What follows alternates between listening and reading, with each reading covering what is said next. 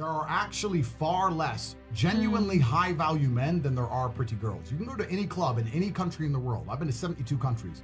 You can go to any club in any country in the world and see pretty girls. If you're gonna find a young, in shape, smart, tall, intelligent, rich man, it's extremely difficult to find.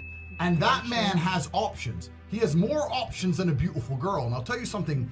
There's always been a large proportion of men in the world who made the choice to stay where they are. And life for them wasn't that bad. But as we reach the future and as time goes on, you're gonna notice now that the people who don't chase having a masculine network, if they're not gonna be excellent upon themselves and they're not gonna be plugged into a serious circle of achievers, their life's gonna become terrible. You could just be a normal dude and your life really wasn't that bad. But now we live in a situation where you just can't just be a normal dude anymore. Being a normal dude is no longer an option. So as a man, you have to be doing something to try and improve your status. There's lots of different ways to do it, right? But if you're a man with truly no status in society, now it's hard. Yeah. It's really hard. So you have to understand that as a man, you got to gear your life in a certain way. One of the easiest ways to get status is who you know, right? A lot of it's networking, and if you know the right people, you can get some status at least off of them to some degree. Every single man on earth with enough work can become one. That's the counter side, right? So there is hope at the end of the tunnel, but you gotta get up and do it. You know what I truly think a high value man is? Okay, it's a few things, right? So there's the obvious evolutionary triggers. The easiest way to be a high value man is a man who's capable of violence. If we look at it from a biological trigger, it doesn't matter if he's got muscles or he's big or he's tall or whatever. Women understand from a biological perspective, they like a man who can fight. Yeah. It doesn't matter if your man had money, a Ferrari, everything, but if you knew for a fact, if any dude stepped to him, he'd get sparked, you wouldn't want it. Right? So that's the first thing.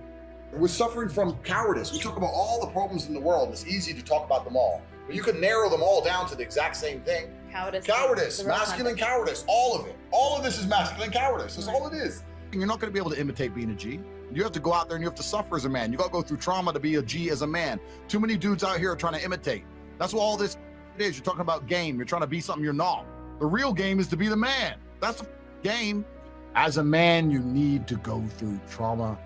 You need to go through difficult periods. You need to go through things which are extremely uncomfortable to become any kind of man of value. Every single woman on this panel, if you were to ask her to describe the kind of man she wants, she would describe a man who she thinks makes her feel safe, who is dominating, who is smart, who is charismatic, who is interesting, etc. You cannot be all of those things by accident. Any man who grows up with a very, very easy life, who never goes through anything, who's born with a silver spoon in his mouth is the exact kind of punk which these women don't want to touch, right? As a man, you need to suffer and you will survive, and you need to internalize it, not become a weirdo, accept that the trauma is what's going to make you strong enough to become the kind of man that's respected by society, and you need to use it for your own advantage. As a man, if you have not been through extremely difficult processes, you're never going to be a high value man. So when you ask me that question, the answer is an answer you're not hoping for, because likely you've been avoiding trauma your whole life. Life is difficult. Everyone has bad news all the time. Things happen to people, and things are going to happen to everyone. And even if you live the perfect life, you're still going to have bad experiences because everything's relative. When people talk about toxic masculinity and all this garbage, and we need to make men more feminine, that's not going to make men.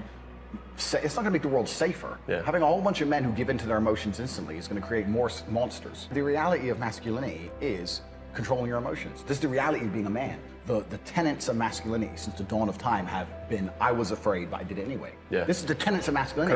Courage. That's what courage is. I was afraid to storm the beaches of Normandy, but I did it anyway. I was afraid to stay on the Titanic, but I did it anyway. This is the whole tenets of masculinity, and now they're saying, oh, if you're afraid, just act afraid, be a pussy. I'm at a point now where I'm working for, it's pointless. Money's just fruitless, I don't need it. But I can't not do it, I have to. I don't know why I am exactly the way I am. Because I'm a very happy person, but I'm not content. Does that make sense? I'm very happy. I'm not miserable. I'm not depressed in any way. I'm super happy, but also I'm not content. There is no quick fix. There is no replication. There's no way you can falsify on a long enough timeline. So the answer is, if you want to be a man of distinction, you need to go and suffer. That's your answer. One of the only things in this world you can control is your state of mind. You can't control the weather. You can't control other people. You can't even control your health.